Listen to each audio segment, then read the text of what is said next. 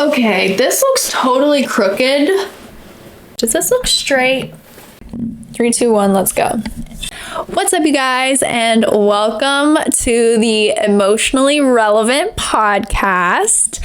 My name is Gabby, and I'm so excited that you are joining us today. I'm so excited to finally start this podcast. It's something that I've wanted to do for a while and get it back into the YouTube vibes. I tried to be a YouTuber when, everybody wanted to be a YouTuber when I was like 15. And so all those videos are private now. Don't try to go look for them because you will not find them. We are here today. We are grown. We are, evolved, and we're in a new chapter. So I am so excited to start. I thought for my introductory episode that this would be a really awesome time to share my story of becoming a foster parent. I became a foster mom when I was 22 years old, and I'm 25 now, and Sunday will actually mark 3 years since the day that I was licensed with the state of Florida as a foster parent. So it's pretty crazy, and Monday will be 3 years since I met my little boy, who's not with me anymore, but he's with me in here, and we'll get into that. And I don't want this whole video to be about that, but maybe in future videos we'll talk a little bit more about that. I don't know if I'm gonna edit this or what. Have to have a good matcha. I am a matcha girly till the day I die. Peak matcha is the best. It is triple toxin tested, the cleanest matcha you can get out there. And I actually have a discount code. You can get 15% off when you subscribe. And they have more than just matcha too. They have all kinds of stuff. But this matcha is my favorite, and I've been using it for a year, and it's the best. Also, do you like my background? I actually have like an aesthetic room, and you can't, before when I had, you can see the corner of my little tapestry over there. I'll have to show you guys. I also have a code for her shop where I got this. Whenever I tell people that I'm a foster mom, I always get the question, well, one, why did you want to become a foster mom? And then two, how do you become a foster mom? How do you become a foster parent? I get that a lot. Last year I posted a reel about me and my foster son, and it went viral, had almost 9 million views, and I got a lot of those questions.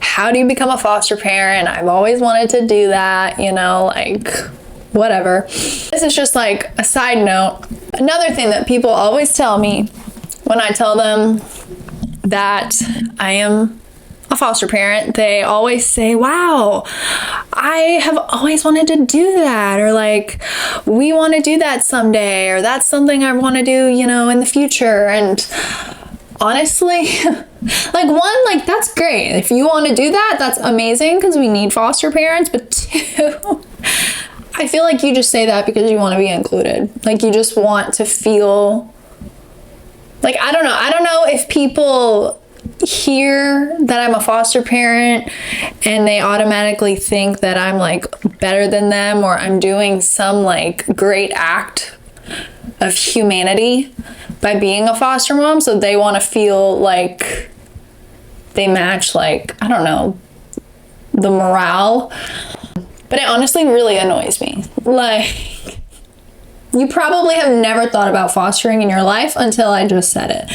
But if you have, then, that's great. And, these kids will be blessed for you to become a foster parent. So by all means, become a foster parent. And I think that's also a huge part of it, is people just don't know. Like, how do you become a foster parent? Like, can I become a foster parent? Like, I didn't know that you could foster while you're single. Like, I didn't know you could foster so young. I mean, yeah, when I tell people now that I'm a foster mom, they're like, oh my gosh. And then I say, yeah, I became a foster mom when I was 22. And they're like, oh my God, like, you can do that? Like, I never I don't know, never imagined. Actually, in the state of Florida, you only have to be 21 to become a foster parent. And I still live with my parents. I was working a part-time job. I was not making a lot of money, and I was not living on my own. Now that really didn't stand in the way. There was at one point, so let's just get into the whole story. So I was 21 when I first inquired about becoming a foster parent. I learned that you could do it at 21, and I wanted to love kids. I wanted to be a mom. I wanted to experience that, all throughout, high school and my early college years. I wasn't in college, but my college age years, I was babysitting, I was doing kids ministry, I was constantly, around little ones. And I don't know, one day I started just having this almost like yearning in my heart, like, I want to be a mom. I want to have kids. I want to do that. Which I don't think had really occurred to me. I didn't grow up. I wasn't one of those little girls that was like, oh, I just want to be a mommy one day. Wow, that's really close to my face. Whatever. I was never like that. I mean, when I was a kid, I wanted to grow up and be Hannah Montana. I wanted to be a pop star. I wanted to be, a famous celebrity who made tons of money and was constantly, in front of a camera. That's what I wanted to be when I was a kid. And for most of my teenage years. But then suddenly I was just like, I just want to do this. And I had wanted, when I was in high school, I really wanted my parents to foster, but my two nephews grew up with me, so basically they're my brothers. We only have a 3-bedroom house. They shared a room. I have my room. My parents have their room, and my parents are older. So at that time when I was, in high school, my parents were already probably, my dad was probably in his 50s or whatever. My dad's in his 70s now, and my mom's in her 60s. So y'all can do the math on that. I don't want to. And it was just never something that we could do. All of a sudden I thought, why don't I do this myself? Why don't I be the foster parent? Why can't I do that? And so I looked into it and, I inquired. For me, I foster through a local agency that, I don't really know how you would describe it, but they're contracted with DCF. I don't really know.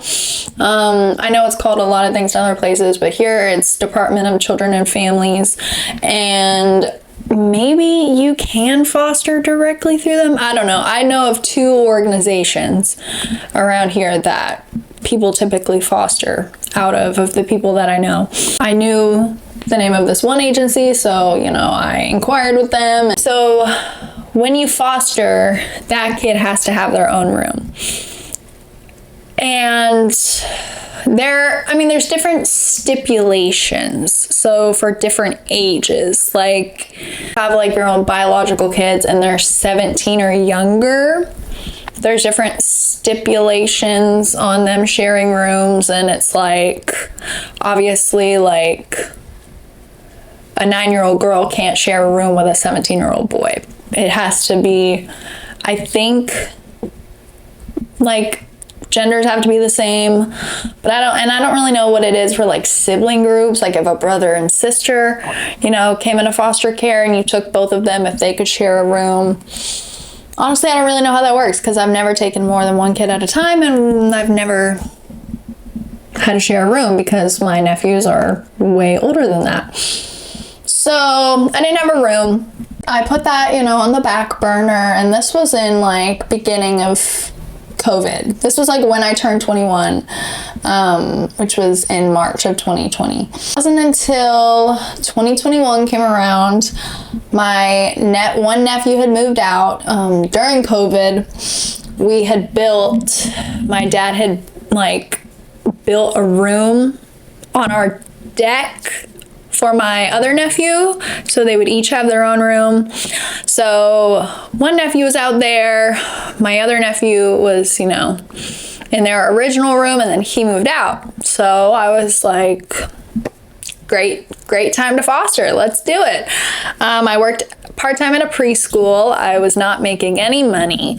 I was not really working. Their version of full-time was like 20 to 25 hours. And so they did give me full-time at that point. But I mean, I was working from like 12 to 5:30. Like, it was nothing. I didn't have savings. I didn't have any money. So for my agency, I had to do now I don't even remember how long it is. I think it's like a 8 to 10 week course. They call it Pride training, which I don't remember what Pride stands for, but it stands for something. It's specific to this agency. And so for me, I did the Zoom version, so I didn't have to go somewhere. I think it was every other Saturday, or was it every Saturday?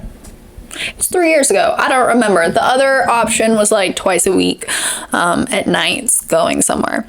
I don't know, but I started that in June, and so then I was done by August. And so in August, I should have been licensed. My info should have gone to DCF. And they should have licensed me, and I should have, been welcoming a kid into my home. Another thing, as a part of the training, you have to go through a home inspection. Everyone in your home has to be background checked and fingerprinted, and you have to give them like all of your information. So like I had to give them all of my financial information. I had to give them all of my health information, like any health issues that I have, like medications that I take, and like if any of these things would like inhibit me from fostering. And I'm pretty sure my parents had to do that as well. I had to do another interview with a licensing specialist. My parents also had to do an interview. I think one was on the phone and one was in person when they did the final home inspection. There's different things like, all your medications have to be in a locked box. You have to have like good locks on all your doors. Whatever room that your kid is going to be in, they have to have, you have to have like a whole setup. You have to have the bed or the crib or whatever fits for your age range. Mine was 0 to 5, though they still called me about, 15-year-olds all the time. So I had to have that, they have to have their own dresser to put clothes in, all of these things. And anything else that I did was pretty much extra. Like some friends of ours they have 3 daughters, and she just gave me bins and bins and bins of their clothes from baby, up. And I never had a girl. Well, I briefly did have a little baby girl, but I don't think many of those things even fit her because she was so little. I never really got to use any of it, and I think I gave all of it away now. But, I had a bed, I had a crib, I bought toys, I bought, clothes. Obviously, I didn't know what age I was going to get, what gender I was going to get, and I just bought like some little things for various ages. And a lot of it I was able to use when my foster son came, so that was really sweet. First podcast problems, things happen. My camera fell down. It's okay. So all of that to say, I had all of that ready by August. And I was waiting and waiting and waiting, and I wasn't getting a call. I didn't know how long it would take them to license me, but it just was not happening. And I just waited and I waited and waited and waited. And then finally one day in November, I was like, you know what? I'm just going to contact DCF directly. So I went on their website. I found somebody's email. Honestly, I don't remember who I emailed or if I even knew that this was the right person to email, but I emailed them and explained, everything. And I think she responded to me like the next day and was like, oh my gosh, like, I'll look into that, whatever. Turns out that DCF had misplaced or overlooked my file, like completely. So she was like, we'll get this done, as soon as possible by, I don't know, tomorrow or the end of the day or something. This was a Monday night that I sent this email. On Wednesday, they were like, we should have this in by the end of the day. And they did. That was the 17th. I was licensed. I got, my certificate, and that was that. And then the next day, I was at work. I was waiting all day. I was like, they're gonna call me. They're gonna call me any minute now. I'm ready to take a kid. Like, I was so excited, which I feel like is a terrible thing to say, like, oh, I'm excited for a kid to be taken from their home, to need a home so that I can take them, which is not, what I'm thinking in my mind, but I feel like that's what it sounds like. And then at 5 o'clock, I remember I got off work at 5:30. At 5 o'clock, I still have 2 kids in my classroom. I'm cleaning up, and my phone rings, and it's just some random number. And I was like, oh my gosh. And I answer, and I'm like, girls, come on, like, go into the next room. I was in the 3-year-old class. There was 3A and 3B. So I was like, come on, we gotta go in this class. You gotta go in here so I can take this phone call. And so I kind of shoved them in there, and I was like, they're calling me. And so I answer, and it's this agency, and it's a caseworker, and he's asking. So I answer, and the first thing he said was, can you take a sibling group of 5? I was like, what? He explained their history, their ages, genders. I don't even remember what they were. Because he was like, I got 2 cases that I'm working on, and the first is a sibling group of 5. And I was like, what about the single child? He said he's a 1-year-old little boy. It's the first time he's being removed. There had been a case plan in place. DCF had been involved already, and it just kind of, hit the point where it's like, all right, we got to take him. Turns out he was 18 months, which I don't remember. Maybe because I asked, is this 12 months or what? And because you could say 1, it could be a wide age range. It could be 12 months. It could be, 23 months. You don't know. So he was 18 months.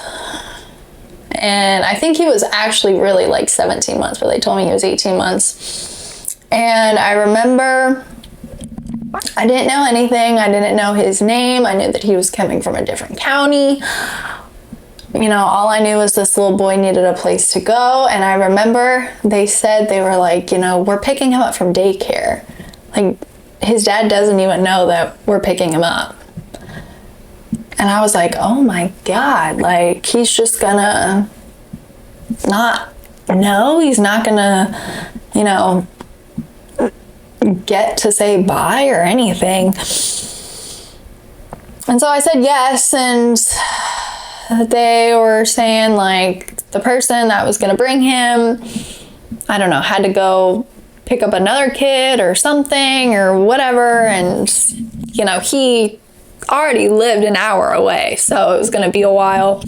And I rushed home. I remember I was on this high. I was like, oh my God, it's happening. And I had texted my mom, and I was like, I can't talk, but there's a kid coming to our house tonight. And I ran home, and I got everything ready, and I tried to pull out all the things that I thought were around his age. I went to Publix. I bought all kinds of snacks that I thought, a 1-year-old would eat. I got Cheerios and blueberries and bananas and puffs and all kinds of things. I got 2 different kinds of sippy cups because I didn't know which kind of sippy cup that he was gonna like. And I remember my aunt, months before this, had sent me $100 bill. as I was becoming a foster parent. And, you know, I had it in my wallet for months and months and months, and I wasn't going to use it unless it was related to fostering. And that was what I used to buy all of those things on my very first night. And I went home and I waited and I waited and I waited, and 10:30 on a Thursday night, I see those headlights come around the corner, and I go outside to this van, and they open the door, and the most perfect little boy was sitting there. He was blonde hair, blue-eyed. He was wearing Sesame Street pajamas. He was smiling, he was laughing, he had this little tractor that made noise, he had a bottle, and all he had was a little backpack that had a pair of socks, a couple diapers, and maybe like a pair of pants or something that was from the DCF office or like the agency office. This was not his. I later thought, or maybe it was from daycare. I don't really know, but that's all he came with. So I had nothing. Remember, I didn't sleep at all that night. He slept like a rock. Went to bed. It was probably 11 or 11:30 when we got settled. I rocked him to sleep. I put him in his crib, and he didn't make a noise all night. I was up before him, and I think that's the only time that's ever happened since then. I think that's one of the only times he's ever slept through the night being here. So it was a journey, for sure. He fooled me on the first night. He slept great. Totally fooled me. But he was my introduction to being a foster mom and being a mom and experiencing that. And like, I remember that night I was texting a friend who's a foster and adoptive mom, and she works for one of the local foster agencies that, or not agencies, but like organizations that supports foster families and adoptive families.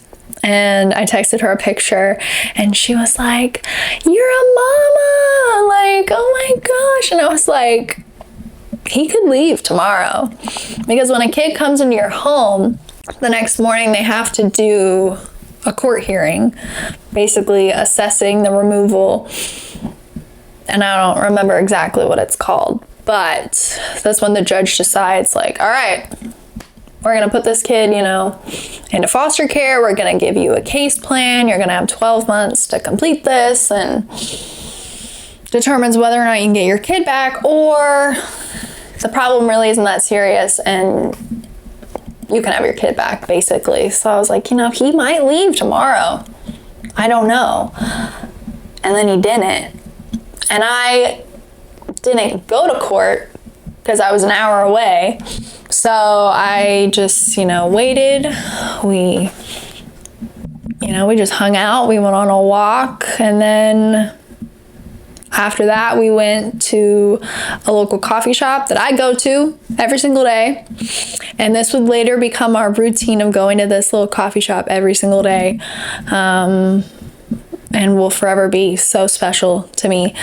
And we went, and of course everyone's like, "Oh my God, who is this?" I'm like, "It's my foster son." And that was the beginning of the journey. And it's an insane journey, and I could talk more specifically about, you know, my journey with this little boy. And, you know, he was with me, and then he left, and then he came back, and we had maintained a good relationship with his dad and have gotten to see him, you know, since then.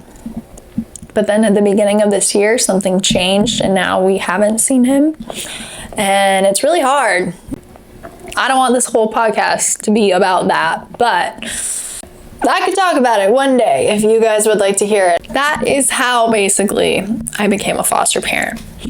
And so then the next thing people always ask me is, why would you want to do that? What made you do that? I have always had a big heart, and I've always had a heart for, you can see my Christmas jammies. Probably not. I've always had a heart for kids. I have always been a big mental health advocate, sharing my own personal journey with mental health, and heart has just always been for big causes. I'm very pro-life, and I've always been that way. Given my personal testimony, which I can go into a little bit more later, if my mom had listened to what doctors had told her when I was, in the womb, I wouldn't be here today. But those doctors were all wrong. So I'm here, so it's great. And so I've always had a big heart and passion for that. Cliche answer is really to be like, oh, God told me to, or whatever. But God just laid it on my heart. He laid out the opportunities. Years before this, I was maybe 19 or 20, I worked childcare for an event that was called Empowered to Connect. It was a conference, like a teaching that focuses on TBRI, which is trauma-based relational intervention, or trust-based relational intervention. I don't really know. Basically just a very trauma-informed way of caring for kids, specifically that, are coming out of the system. And I worked childcare for that, and half of those kids were being fostered by the parents that were attending this conference. And I remember we had like a morning, powwow with all the kids, volunteers, and the lady said, she was like, some of these kids came into care yesterday, and now they're here at this conference. So it was a lot. It was a lot of, you put so much trauma from tiny humans like in one room, and it's hard. It was an exhausting couple days. But I remember when I would take little breaks, or when I would eat lunch while they were, talking, and I could hear everything they were talking about, and I was looking at the tables, and I was just like, man, like, this is my heart. Like, I want to be these parents. I want to be attending this. I want to be a part of this. And God just really, He opened the doors. He opened my heart. Now I'm 25, and I've done this for 3 years, and I've experienced so much trauma. I've experienced so much grief and so much anger. I never thought that doing what God called me to do would make me so angry at Him.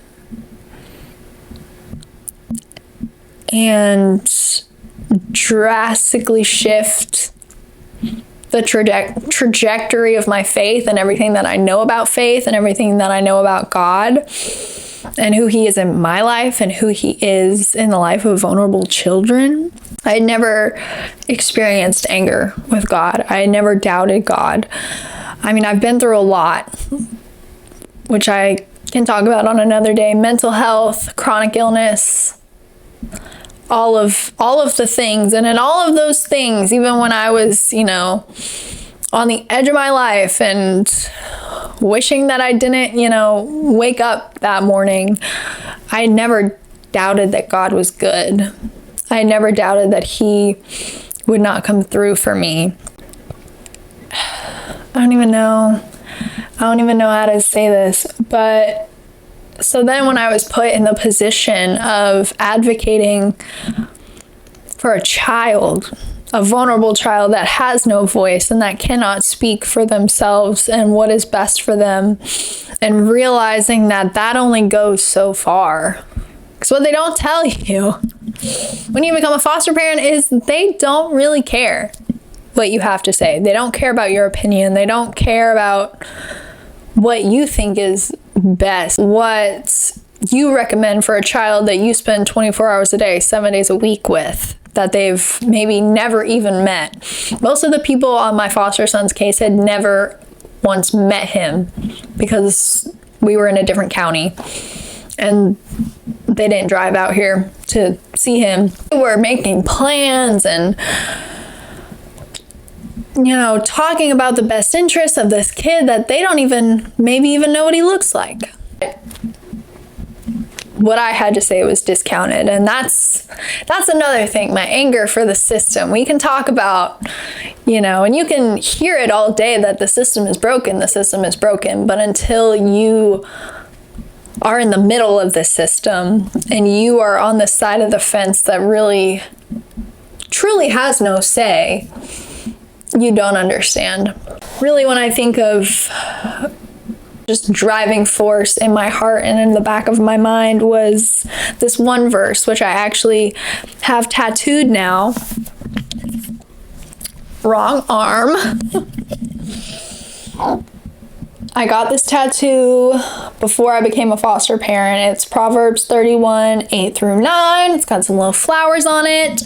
And I'm going to read it to you guys because this is like my life verse. Proverbs 31, 8 through 9. And no, it is not about the Proverbs 31 woman, in case you were wondering. It says, "Speak up for those who have no voice, for the justice of all who are oppressed or dispossessed. Speak up, judge righteously, and defend the cause of the oppressed and needy."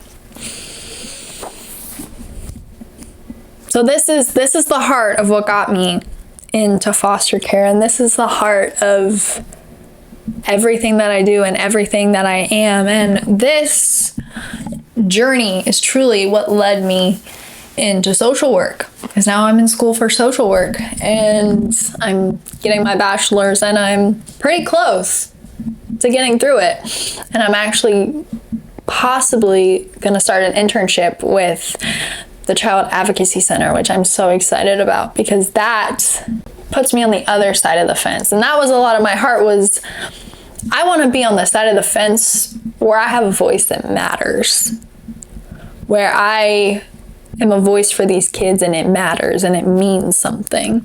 And people tell me all the time when I, tell them about being a foster parent, it's, "Oh, I could never do that. I would get too attached."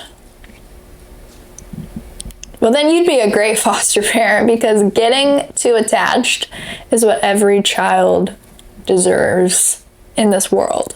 Every single little person that is born into this world deserves somebody who is too attached.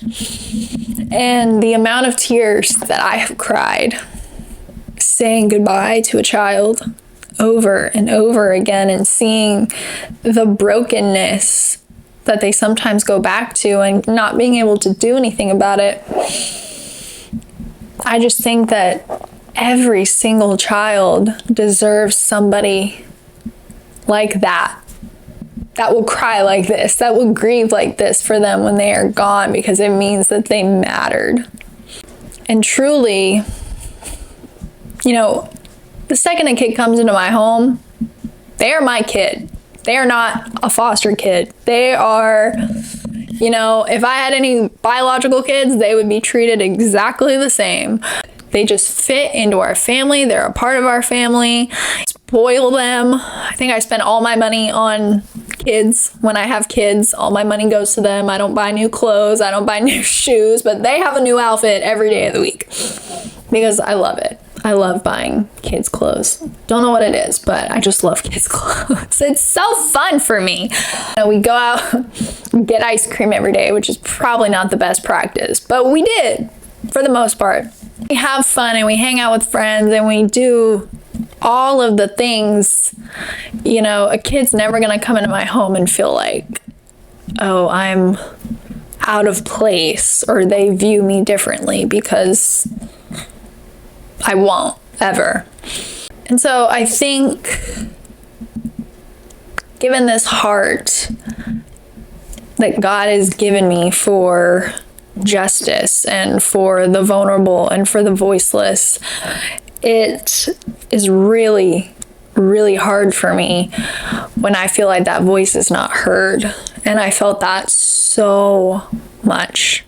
And I still feel that way. And if this little boy were to come back into my life in the realm of foster care, if something were to ever happen, I don't think anybody would listen to me. They never have. It wasn't until he came back last year that I really laid into these people. I called them out. I was like, you're not doing your job. Like, do you need me to remind you of what your job is? Because you're not doing it. And I'm going to call you out on it. And I did. And they didn't like that. So they didn't like me. But that's fine. I don't do this to make friends.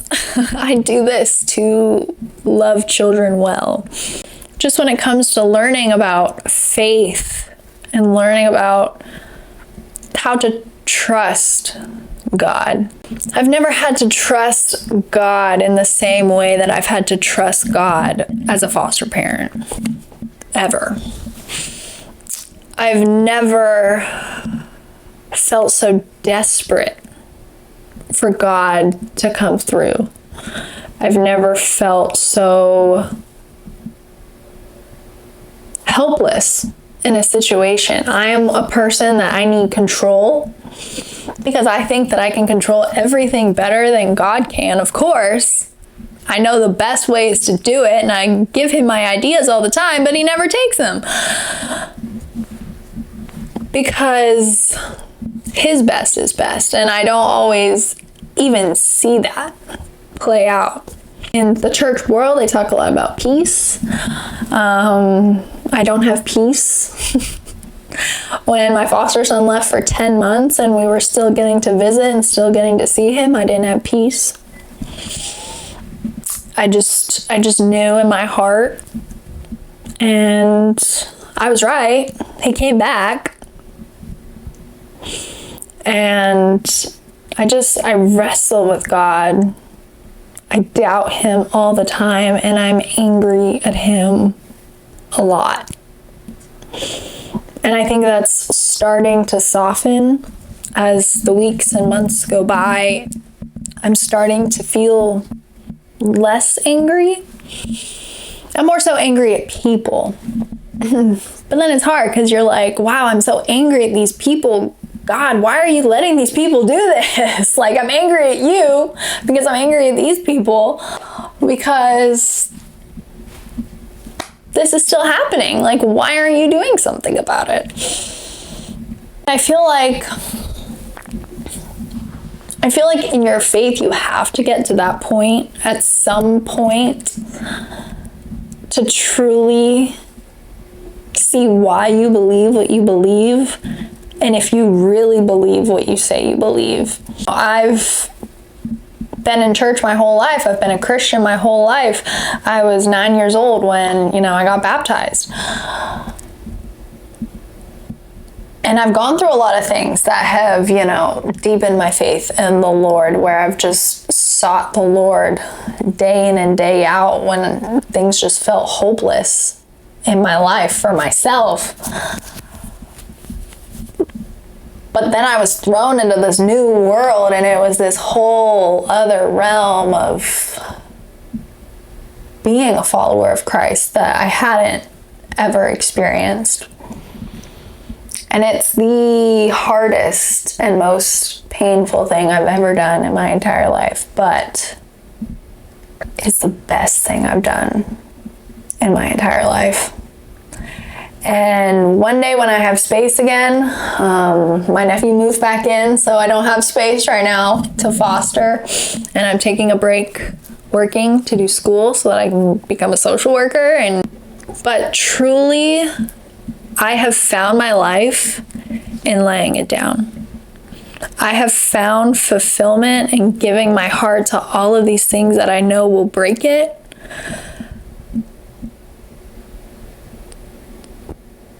But I know that it's being broken because I'm loving where God has called me to love. It's taught me so much about how God sees these children and how God sees me as a father. I've learned how to love like a mother. I've never experienced a love like that. I've never, I would do anything for this little boy. If I got a phone call right now, I'd be in my car. I would go. No questions asked. I will be there for him. Like, you just don't find that love accidentally. The way that God has even just connected our story in that way just blows my mind and shows me the faithfulness of God and how he does things so purposefully. And I'm even in this season right now where I'm just like, I just got to get to that day where I see why he's doing all that he is doing, or why he is seemingly not doing all of what I feel like he's not doing. Still hold fast to that faith. Even though some days it's hard and I feel like I say, you know, all the attributes about God that I know to other people, but I feel like I'm just saying it sometimes. And I feel like I'm not actually believing that all the time. But on this journey, I have just seen the faithfulness of God. I've seen the goodness of God. I have seen the power of God working on behalf of someone else. There's nothing that I've ever experienced in my life like being a foster parent. And like being a foster parent through the perspective of the Lord brought me here and the Lord has sustained me here, and I will keep going, and I will keep loving kids, and I will keep taking in kids. That's not gonna change. I knew that I was strong, and I knew that I had a fight in me for things that I care about, but I've never seen it so evidently until I was put in these arenas where I am the smallest person in the room, and suddenly I'm talking to caseworkers and writing letters to judges, and I'm talking to attorneys, and I'm testifying in court, you know, for a kid who's not mine that I just met a couple months ago. It's insane. It's insane. And I feel like I've gone through like every scenario of being a foster parent possible in 3 years. You know, I've had a kid leave, I've had a kid come back, I've had a kid reunify, I've had to disrupt placement. I mean, I've had DCF called on me. I had somebody who I was really close to, a really close friend of mine, falsely report me to DCF, which maybe one day I'll talk about that and what it feels like to be investigated by DCF, because I was. A story for another day. One, because I feel like I've just talked, and two, because apparently my camera is dead. So, I don't know. I just feel like I have so many things on my heart. And I have so many things to say about the things on my heart. And you can't put that in an Instagram post, and you can't put that in a reel. Which is why I want to create this space to have meaningful conversations, and not just talk about how, you know, my favorite lip gloss or what I bought at Target, is that's very, I love that, but it's very inauthentic to who I am and what I care about in life. This was so much like rambling, I feel like.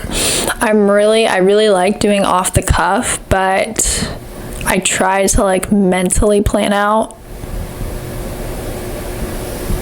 bullet points. I feel like I stuck to them. I just, you know, rambled on and on about them. If you have any more questions about fostering or being a foster parent, or how you can, you know, be involved, even in supporting foster families or supporting bio families or whatever, I have lots of things to say about all of that. I actually really like this angle even better.